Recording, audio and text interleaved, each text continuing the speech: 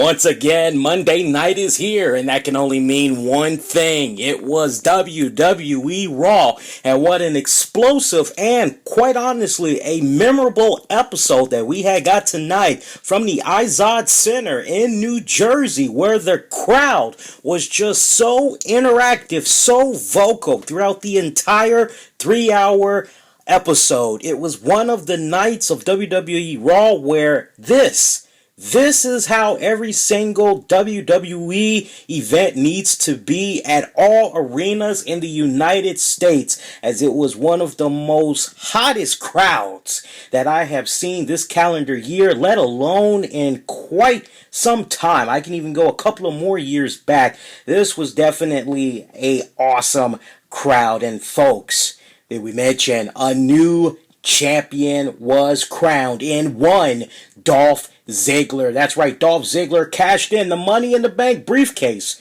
and successfully became the new World Heavyweight Champion. We're going to give you the full fallout from what you might have missed from tonight's WWE Raw. It's the RCWR Show, YouTube exclusive, and it begins right now.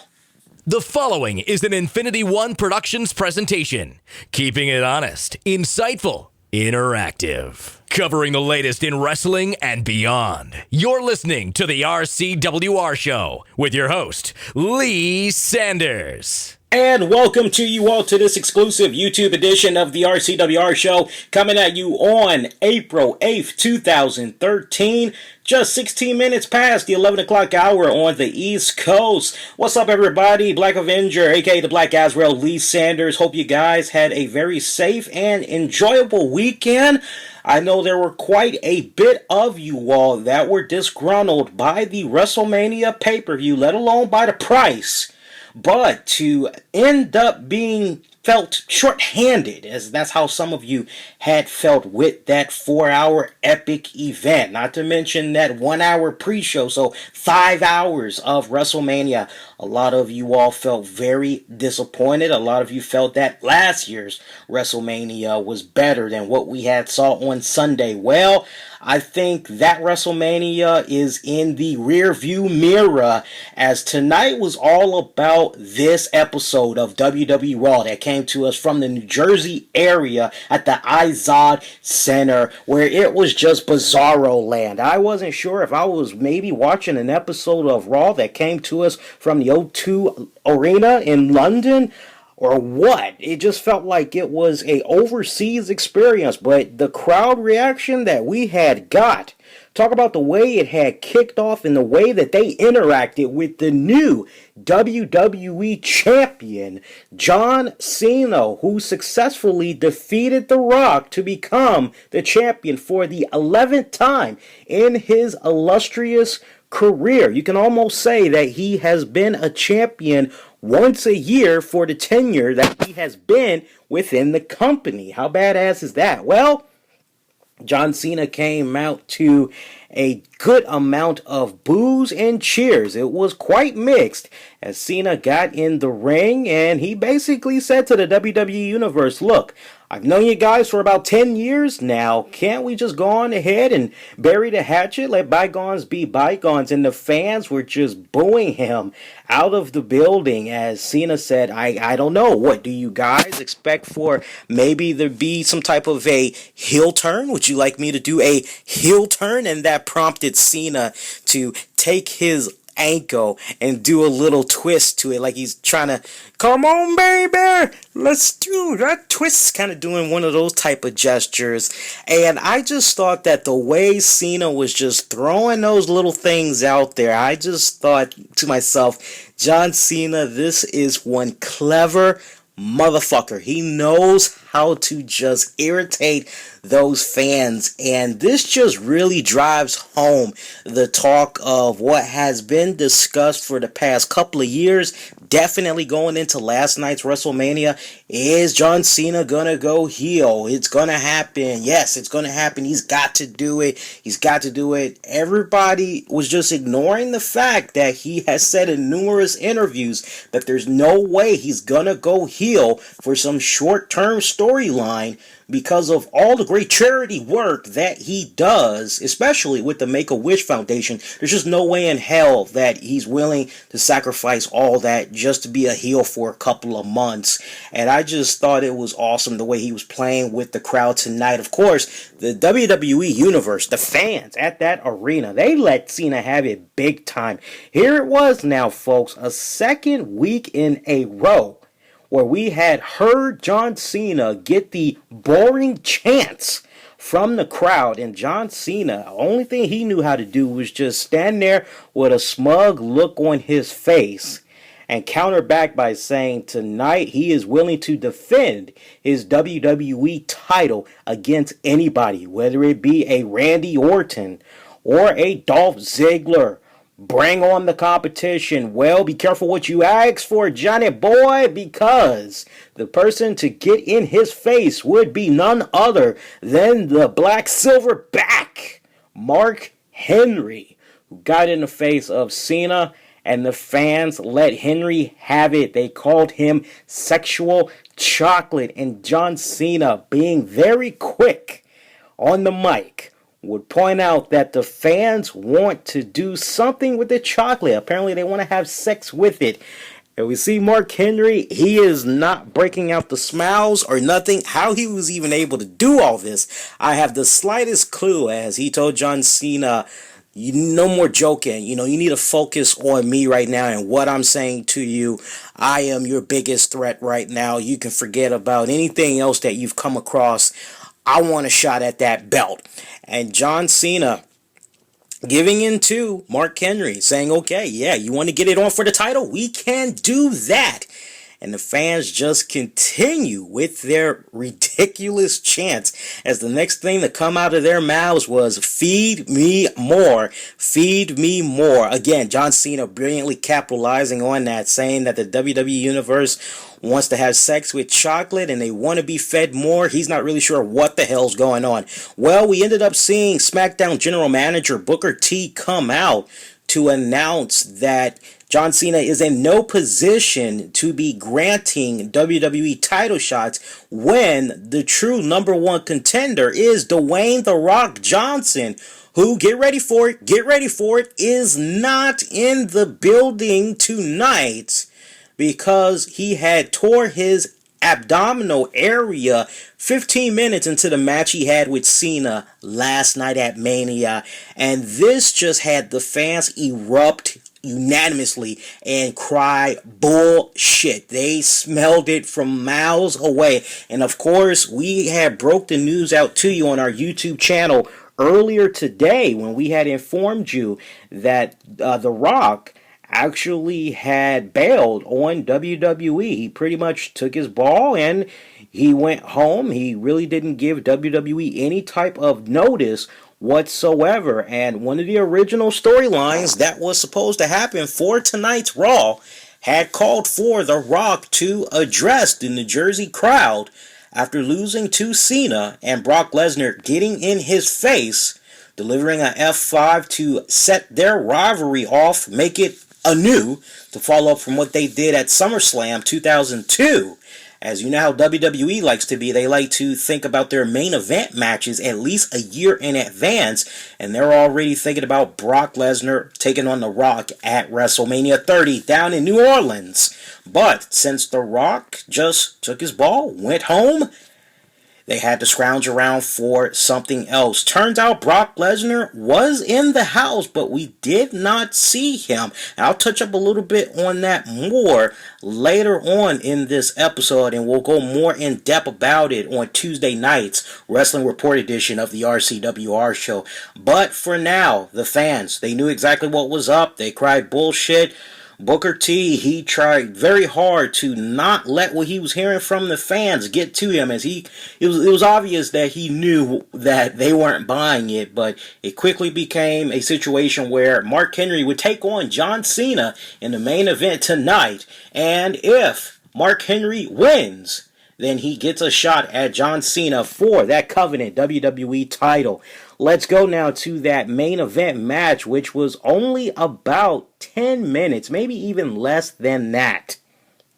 And folks, we ended up seeing Mark Henry lose to John Cena via countout as the action at one point went outside the ring. Mark Henry, John Cena battling over the announcer's table, which has saw one of many injuries of the night, as Mark Henry was looking for the world's strongest slam, as he wanted to connect John Cena through that table. John Cena was looking for the attitude adjustment. It just kept going back and forth with the counters, and eventually we saw Mark Henry try to Irish whip Cena into the steel steps, but Cena countered and tossed Henry into the steps.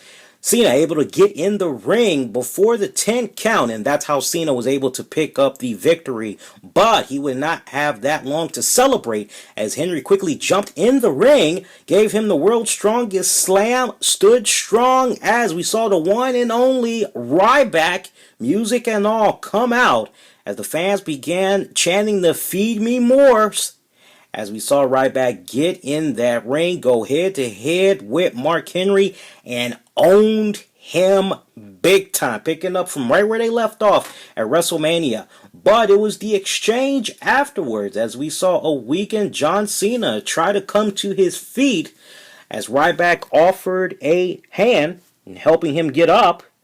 Nice little classy move right there, as we see John Cena continue to celebrate. Ryback, in the meantime, he wants to be fed more. And then, from out of nowhere, we see it happen, folks. We didn't think it was going to happen this quickly, but it ended up happening, as we saw Ryback Irish whip the hell out of John Cena, nearly knocked his damn head off his head, laid him out, connected with the shell shock, held the WWE Championship up high.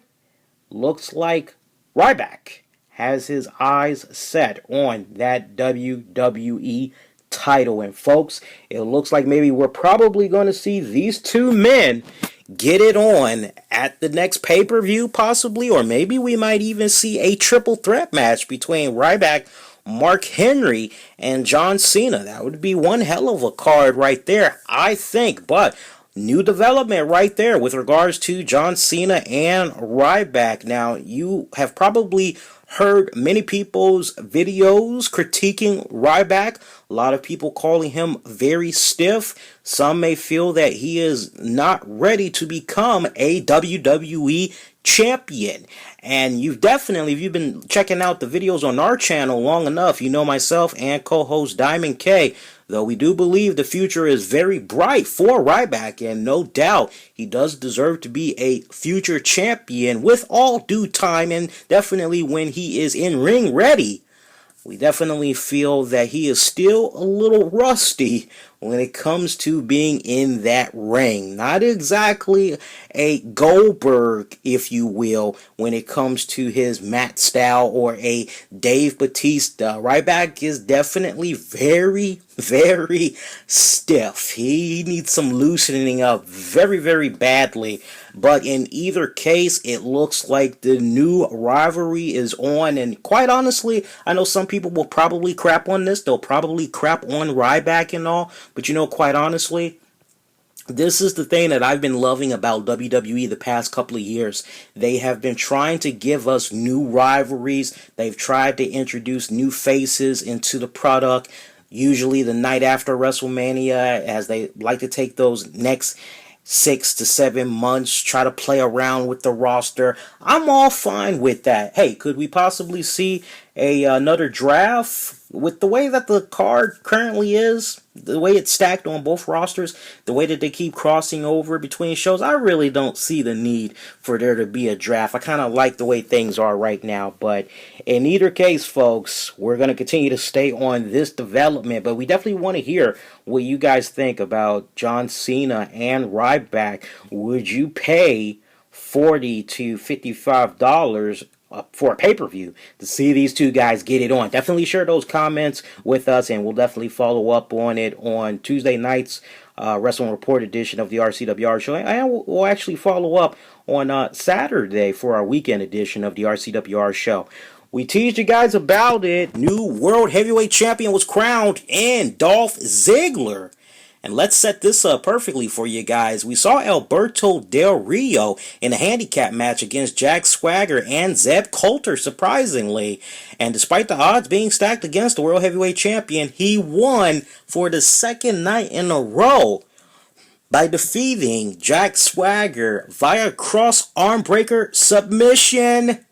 Yes, Swagger tapped out 2 nights in a row to retain his title, but it came at a very, very high cost as damage was done to Del Rio's ankle throughout the course of the match. And post-match, he was favoring that ankle. Well, we heard the music of Dolph Ziggler as he, the beautiful AJ Lee, and Big E Langston came on out to watch Dolph Ziggler cash in the Money in the Bank briefcase. Did not interfere on his behalf, mind you. Did not even attack Ricardo Rodriguez. Dolph Ziggler one-on-one with Alberto Del Rio, and despite a valiant effort by the World Heavyweight Champion, he came up way short as Dolph Ziggler was able to connect with the zigzag to become the new World Heavyweight Champion for the second time in his WWE career. And all I have to say is it's about fucking damn time that Dolph Ziggler gets another chance to shine. And quite honestly, a lot of us, we were kind of wondering what was going to happen right here with Dolph Ziggler. A lot of us were very concerned when he did not cash in the Money in the Bank briefcase at WrestleMania, after losing the tag match against Kane and Daniel Bryan. A lot of us were kind of wondering, well, what can we expect? As Diamond K pointed out, and we have to give him credit, he truly had believed that after WrestleMania, we were going to see Dolph Ziggler cash in the briefcase on an episode of Raw or SmackDown, and sure enough, it's exactly what we had saw. It's unfortunate that it didn't go down at WrestleMania, as I think it would have been that much more memorable. But I can honestly tell you, when I look at this respective segment, which was one of the best mark out moments of the night, the New Jersey crowd were on their feet. I know personally, I was standing, I was jumping up and down, I was screaming at the TV, I was just in euphoria that Mark Henry was, sorry about that, folks, that Dolph Ziggler was finally going to cash in that briefcase. I totally marked out when he won the title.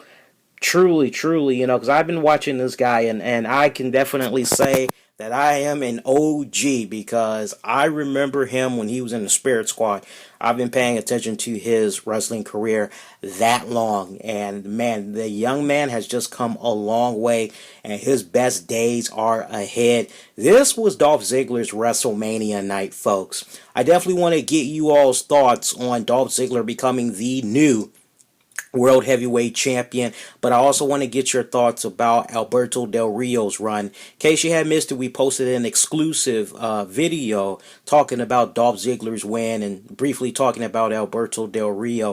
If you didn't check that out, go backtrack to it, but you can also leave your comments on here. I definitely want to know what you guys had thought about Alberto Del Rio's babyface run as champion and what you would like to see happen to Del Rio next. I mean, when you just add up his run, the crowd just has really not been in his favor. He has gotten some of the weakest, quietest reactions I have seen from someone that is supposed to be a top babyface or a top heel. You know, now I kind of understand why Vince and crew, they didn't want to keep going with Alberto Del Rio. They had their reasons. They knew he just could not connect with the crowd, and it's very unfortunate, but hey, it is what it is, folks. Other action that we had saw on WWE Raw tonight, you know, we were talking about a new World Heavyweight Champion being crowned. Well, folks, we saw a new Intercontinental Champion get crowned. It was our rematch from the WrestleMania YouTube pre-show, as we saw The Miz defend his Intercontinental title against Wade Barrett. And once again, the Barrett barrage came through shockingly as he became a 3-time Intercontinental Champion tonight. really kind of makes you wonder here just what exactly is going on with the WWE booking. What plans do they have for The Miz? Did he piss off somebody again? Did he rub somebody off the wrong way? Is he eating dog shit as a result of this?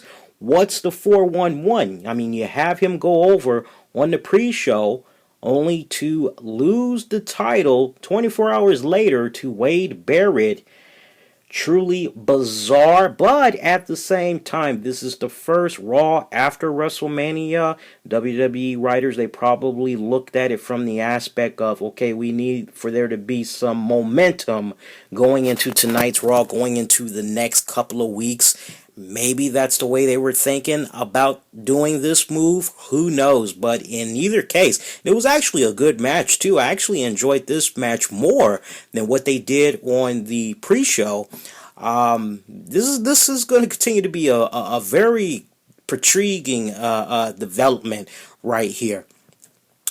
Also on WWE Raw tonight, we saw R-Truth Santino in action as and R-Truth Santino Zack Ryder actually, as they had took on and defeated the team of the three-man band. Man, these guys, their name is just going to need to change to Created Wrestlers or the Three Crappy Amigos, because I mean these guys, they just keep jobbing to folks left and right. Man, I don't know. Maybe they can redeem themselves by releasing the single. That would be kind of nice. Orton and Sheamus, they had went at it head to head. And if there was ever a time where WWE lets you, the WWE Universe, know that your votes, your voices don't mean shit, this was the night. Because, true story, folks, we saw Sheamus go talk to Vicky Guerrero and Brad Maddox. He wanted to take on Big Show. Basically, he wanted a piece of the Giant after what he had did in their match against the Shield at WrestleMania. Well, Brad, Vicky, they gave him that match. Randy Orton would later on talk to SmackDown GM Booker T and demand that he get a match against Big Show. Booker T didn't want to step on the toes of Vicky, but Orton reminded Booker that he has more seniority than Vicky. Surely he can make it happen, and Booker T decides that that's the match that's going to happen.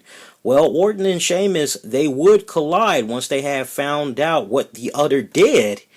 And this was pretty much an ego thing, as Sheamus tried to take control of it and say he was the one that's going to be going out to face Big Show. Well, we did not see that match go down, as instead we had found out that there would be a WWE Raw active voting. And you had to pick between Orton or Sheamus, and whoever won, they got to face the Big Show. Sounds pretty simple, right? Well, with 77% of the votes, Randy Orton won the right. Now, here's where it gets fucked up for you WWE fans that voted. To let you know that your opinion doesn't mean anything. This was like literally the 2000 Florida elections is what I had in mind when this crap went down. We see Booker T come out and inform both men that they will be facing each other and that whoever wins will get to take on the Big Show. You heard me right. Originally, that WWE Raw active poll was supposed to choose the winner to face Big Show. Again, Randy Orton won by 77%. But we have the managers of Raw and SmackDown come out to say that Sheamus and Orton would be fighting one-on-one, where the winner will take on Big Show. So what the hell is the voting for? I don't get that. In either case, Orton, Sheamus, one of the most bizarre matches I have seen in WWE history. The fans, I don't really know for the love of me if they were really into this match or what. But man, the chants that were going on throughout this match, it literally had Randy Orton and Sheamus actually break smiles and take notice of it. We had the fans chanting for RVD, fans chanting for Michael Cole, Jerry Lawler, JBL, Macho Man. They were actually doing the wave. They were singing old Irish songs. They wanted HBK. These fans were just ridiculous.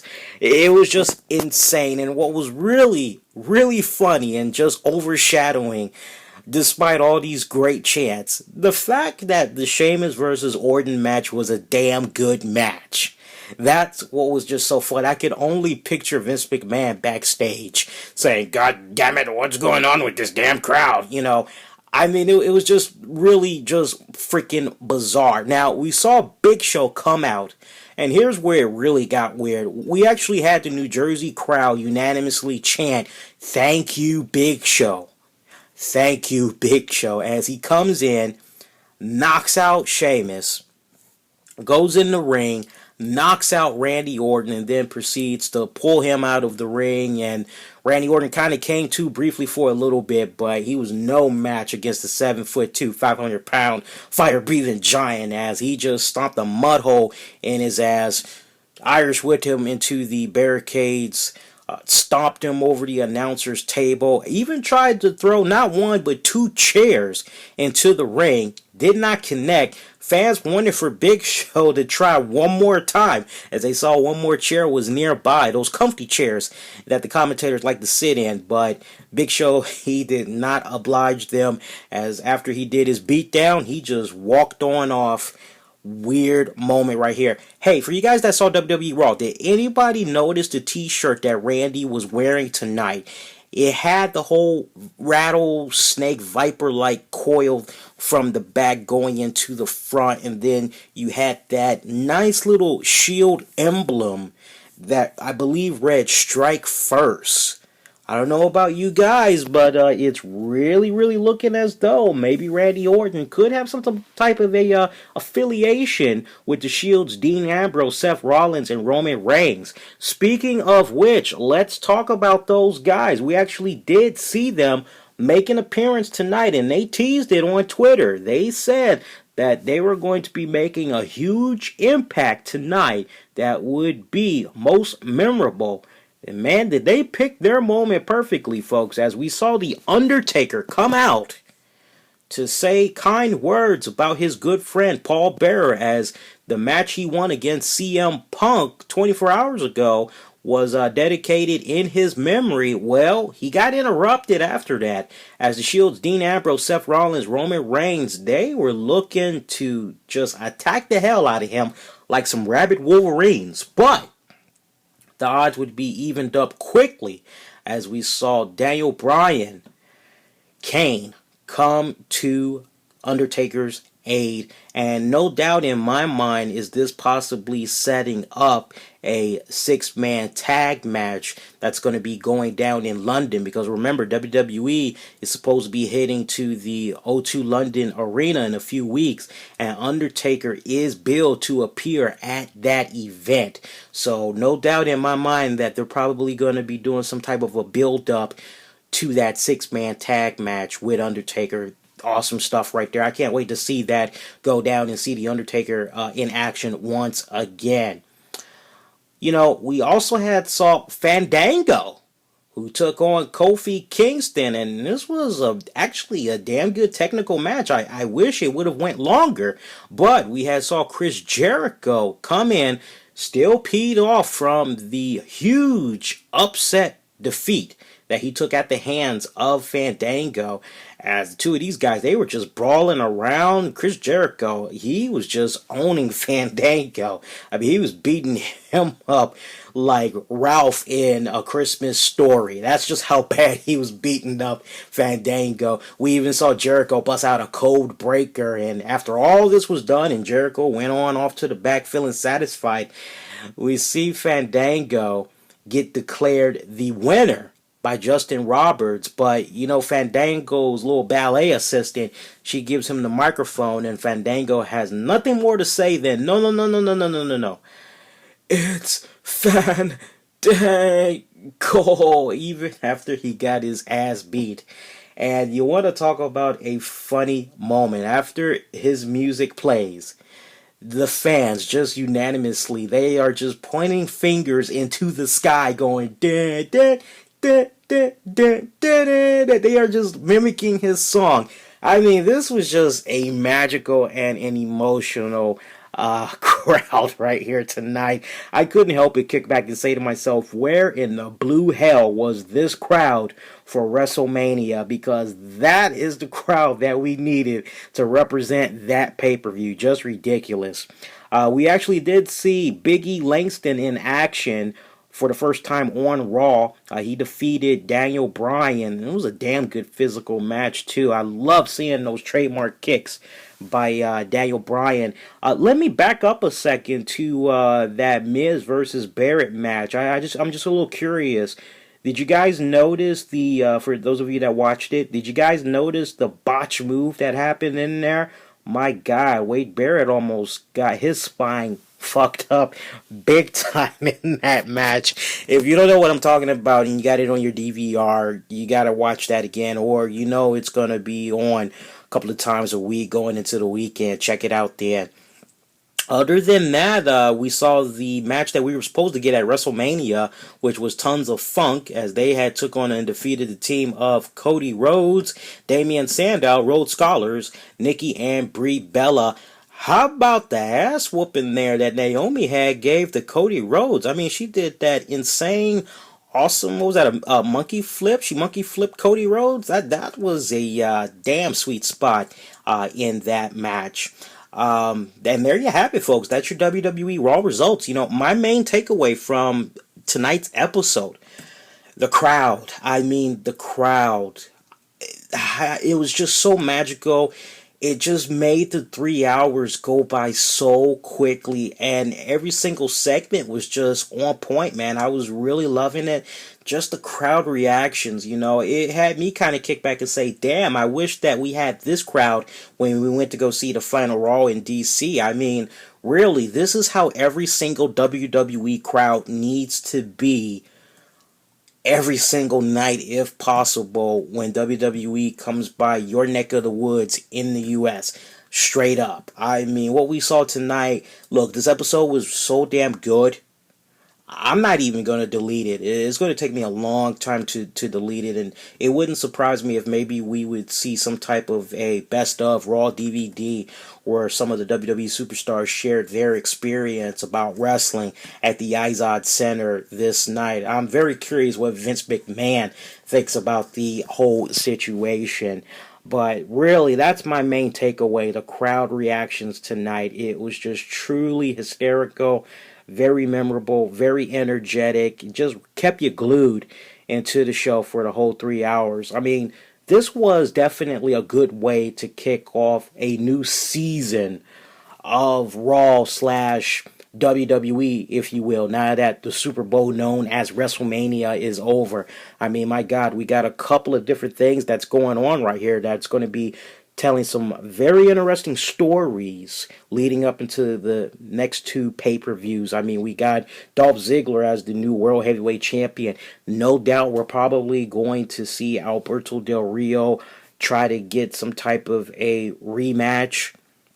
Whether or not Dolph Ziggler is finally going to go babyface, that remains to be seen. I think for right now, he needs to just continue to do what he been doing. I don't think he needs to just go face all of a sudden. And if there was any evidence that he's not going to go face, it was the brief promo that he had cut with Justin Roberts after it was all said and done. He's definitely going to stay where he is right now a little while longer. CM Punk was not in the house tonight, as we did see a cameo by Paul Heyman, who mentioned that CM Punk will be in the house next week to talk about his defeat to The Undertaker. Once again, Brock Lesnar, he was supposed to appear tonight. He was in the house tonight, as Paul Heyman said he would love for nothing more than Brock Lesnar to come out tonight to destroy an opponent, and I asked who would that opponent be. But we did not get Brock Lesnar. Of course, we all know what was originally supposed to go down. Didn't happen, though. I'm sure WWE writers are kind of scrounging around now trying to figure out what's the next best thing that they can do to involve Brock Lesnar and capitalize on that lucrative deal that he has for the next 2 years. But other than that, we got a damn good Raw that's going to be coming up next week. So we got CM Punk in the house. We have John Cena responding to Ryback attacking him. Did I mention Dolph Ziggler as the World Heavyweight Champion? I'm still excited about that freaking move right there. No doubt Kane and Daniel Bryan are probably going to do some type of a Shield reference with Undertaker to help set up that six-man tag match. Look for the challenge to come maybe in about 2 weeks. Once again, surprisingly, the Divas. No Diva champion. No Caitlyn again. I don't know what the hell is going on with that, folks, but it is a very weird development. No Caitlyn at WWE WrestleMania, although she did kind of do a little something with Access, but, I mean, my God, that was pretty much it, man. I would have to say, tonight's WWE Raw, hands down, man. I have to give it a 9 out of 10. That's the highest that I'm going to give it. The crowd reactions, man, just ridiculous. Dolph Ziggler, everything about that episode was just really on point tonight. I really couldn't find anything to complain about. I enjoyed this greatly more than the 5-hour block known as WrestleMania. And if you guys haven't checked out WrestleMania, make sure you check out our post show as myself, Coles, Diamond K, and the beautiful, lovely Tammy, we actually talked about it. We had great live fan reactions from fans. Even gave away some really cool prizes just to thank our listeners for continuing to support us. Go backtrack, check it out. And Tuesday night, we'll be going more in depth about key segments from Raw tonight. We'll talk about Dolph Ziggler's title win, what we can expect for the weeks to come.